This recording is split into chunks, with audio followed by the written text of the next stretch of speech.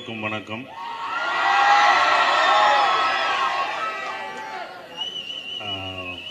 நான் பக்கத்து ஊர் தான், முத்தங்குடிங்கன்னா நான் பக்கத்து ஊரில் தான் இருந்திருக்கேன். அடிக்கடி கிராஸ் பண்ணி போவேன். ஆனால் இவ்வளோ பெரிய காலேஜ் இதுக்குள்ளே இருக்குன்னு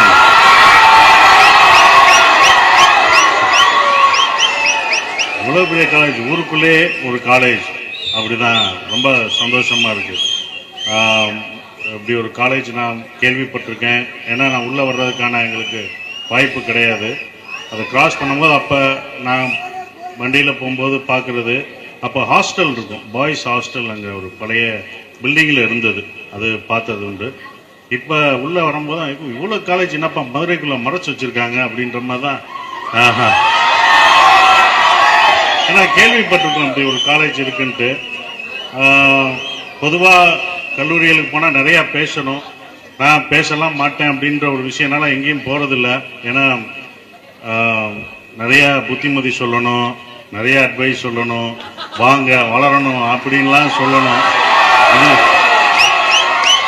அது நமக்கு வராது, அதெல்லாம் பேச்சாளரை தான் பேசணும் அப்படின்னு நான் சொல்லிட்டு இருக்கேன். கார்த்திகேயன் சார் சேர்மன் கூப்பிட்டப்ப குறிப்பாக என்ன இங்கே வந்து அழைச்சிட்டுலாம் வரல, இழுத்துட்டு வந்திருக்காங்க தான் சொல்லணும். ஏன்னா அவருடைய நண்பர் கண்ணன், ஆனந்தபுரத்தில் இருந்தார் கண்ணன் சார்னு, அவருக்கு நண்பர், நண்பன் எனக்கும் நண்பனை மாதிரி அப்படி நண்பர் மூலமா வர வச்சு எனக்காக ஒன்று பண்ணுங்கன்னு அப்படின்னு நண்பன் கேட்டால் நம்ம உயிரே கொடுப்போம், செயினை கொடுப்போம், இதெல்லாம் கொடுப்போம். சரி வருவோம் அப்படின்னு சொல்லிட்டு வந்தது. அவர் நண்பர் எனக்கும் நண்பர்னால அவர் என்கிட்ட உதவியே கேட்டதில்லை. ஒன்று இந்த காலேஜுக்கு போங்க அப்படின்னாரு. இனி என்னன்னா இப்போ மதுரை ஃபுல்லாக எல்லா காலேஜும் போகணும், எல்லாமே நம்ம ஊராட்சியில் போயாதான் ஆகணும் அப்படின்ற ஒரு விஷயம். ரொம்ப சந்தோஷமாக இருக்குது. இவ்வளோ பேர் படிக்கிறது, அதை விட்டுறாதீங்க, நட்பை விட்டுறாதீங்க.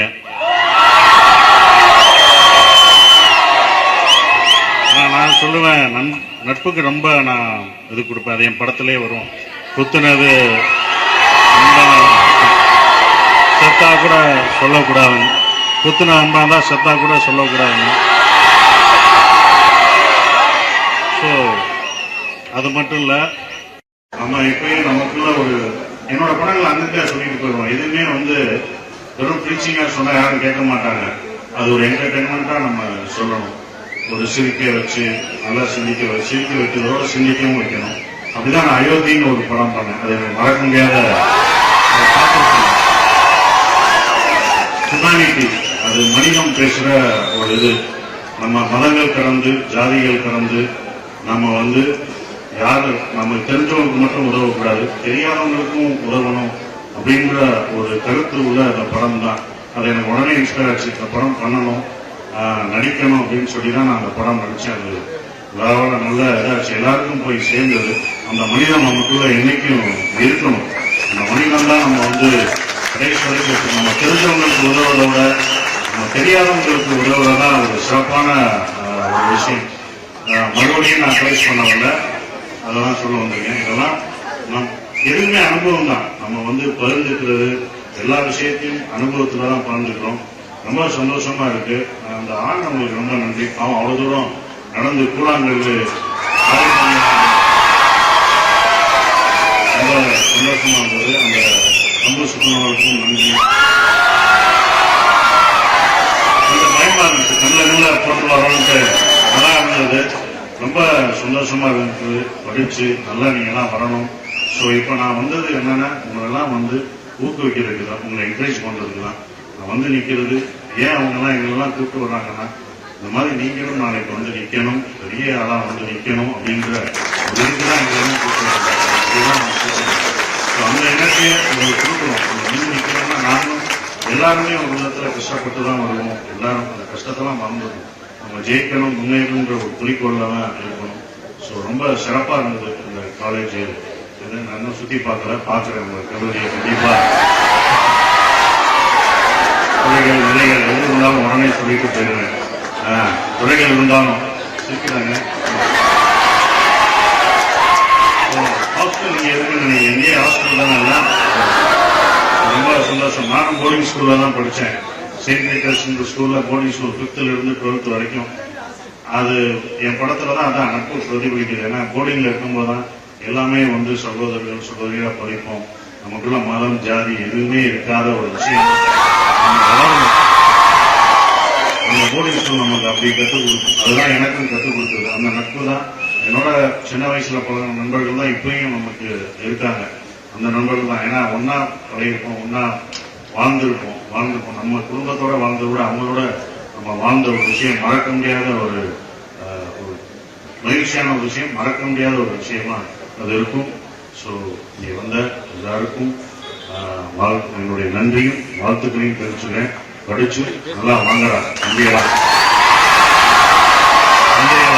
எல்லாமே சகோதரர்களுக்கு என்னுடைய வாழ்த்துக்களை நல்லா படிச்சு வாங்க. அதுதான் நான் சொல்லணும்னு நான் ஆசைப்படுறேன். நன்றி, வணக்கம். ஏதாவது கேள்வி இருந்தா கேட்கலாம். சர்க்கார் இருக்கா மைக் கட்டுங்க. நல்லா கேள்வி கேட்கும். ரொம்ப நன்றி கேட்கு மைக் ரொம்ப படிச்சு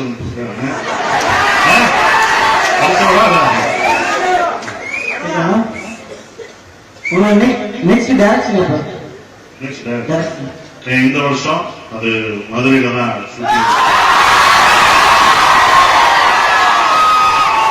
பரம்பரை படம் வருமா? வந்தா எப்ப வரும்? ப்ரொடியூசர் தான் கேட்கணும். அது நான் ரெடி பண்ணி நாங்க ரெடியா இருக்கோம். ஹாட்ஸ்டார்ல லேட்டா உங்களோட ஃபேவரட் டயலாக் என்ன சார்? இல்ல குற்ற பரம்பரையினால ஞாபகம். குற்ற பரம்பரை வந்து அது பிரச்சனையா இருந்தது பாரதி ராஜா சாருக்கும் பாலா சாருக்கும். அப்புறம் அவங்க சரியாயிட்டாங்க. 2 பேரும் என்ன எடுக்க சொன்னாங்க. ஸோ நான் பொதுவான ஆளுனால என்ன எடுக்க சொன்னாங்க. பட் அது வேற ஒரு காரணங்களால தடைப்பட்டு உங்களோட ஃபேவரட் டயலாக் கேட்கும். இப்பதான் சொன்னீங்கல்ல குத்துனது.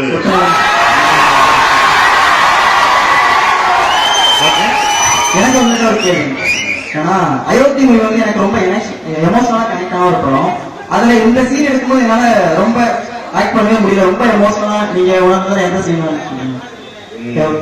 எனக்கா குறிப்பா கிளைமேக்ஸ் சீன். உன் பேர் என்னன்னு கேட்டவுடனே என் பேரை சொன்ன உடனே இப்ப கூட பார்த்தா கூட எனக்கு அப்படியே ஒரு மாதிரியா உணர்ச்சிப்படுவேன். அந்த உணர்ச்சி தான் நம்மளாம் நடிச்சிருக்கோம். யாருமே தெரியாம ஒருத்தன் உதவி பண்ணிட்டே இருக்கான்.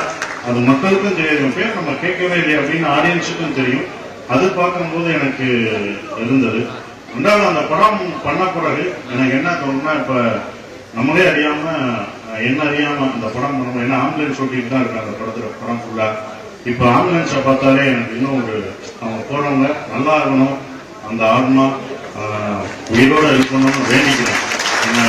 எந்த ஆம்புலன்ஸ் நான் கார்ல போகும்போதும் கிராஸ் பண்ணாலும் இந்த ஆன்மா ஏதோ உயிர் வந்துடணும் அப்படின்னு. அவங்க யாருன்னு எனக்கு தெரியாது, அவங்களுக்கு எனக்கும் பழக்கம் இல்லை, அவங்க என் சொந்தமும் கிடையாது. ஆனா அவங்களுக்காக 1 நிமிஷம் 1 செகண்ட் நான் வேண்டிக்கிறேன். அந்த பழக்கம் எனக்கு வந்துருக்கு அந்த படத்துக்கு அப்புறம். அது என்ன மாற்றி சுப்பிரமணியம் படத்துலயே அதே ஆக்டர், இப்ப வந்துட்டு அதே ஆக்டர் எப்படி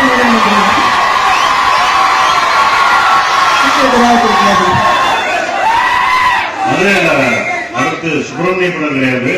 சுப்பிரமணியம் மாதிரி அடுத்து நான் பண்ண போறேன். அதுக்காக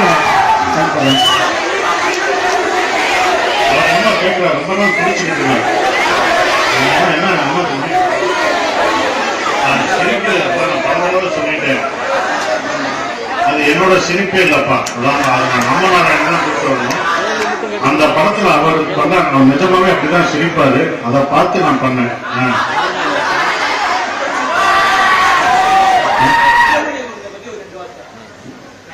எனக்கு ஆனா நீ கேட்கறது ரொம்ப சந்தோஷமா இருக்கு. இத்தனை வருஷம் கழிஞ்சு சுப்பிரமணியபுரம் நிக்கிறது அப்படின்றது ரொம்ப சந்தோஷமா இருக்கு. கண்கள் வேண்டாம் சாமி என்னால மறக்க முடியாத இந்த கண்கள் வேண்டாம் பாட்டு. முதல் பாட்டு வேணாம்னு நினைச்சிட்டு இருந்தேன். இதுப்பா பாடலாம் முடியாதுப்பா.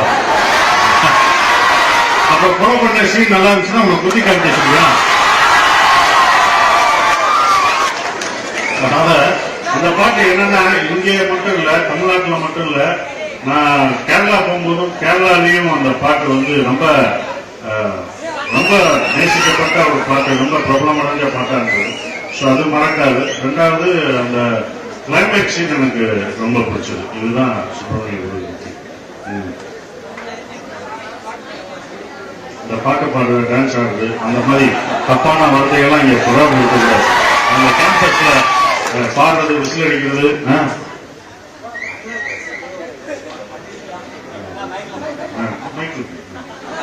நீ ரொம்ப பேசு, இப்ப பாடு.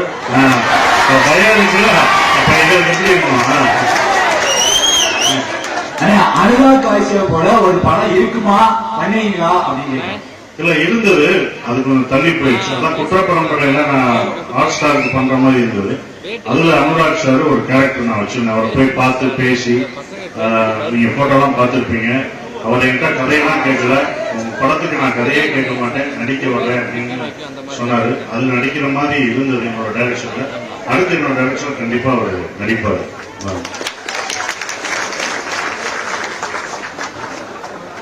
போட்டோ நீ பேசுனதுக்கு நான் போட்டோ எடுக்கிறேன்.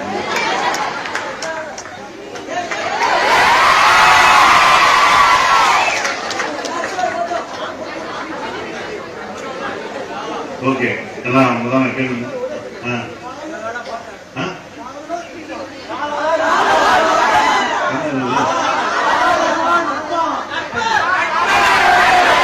எப்பவுமே நட்புதான் காதலாம்.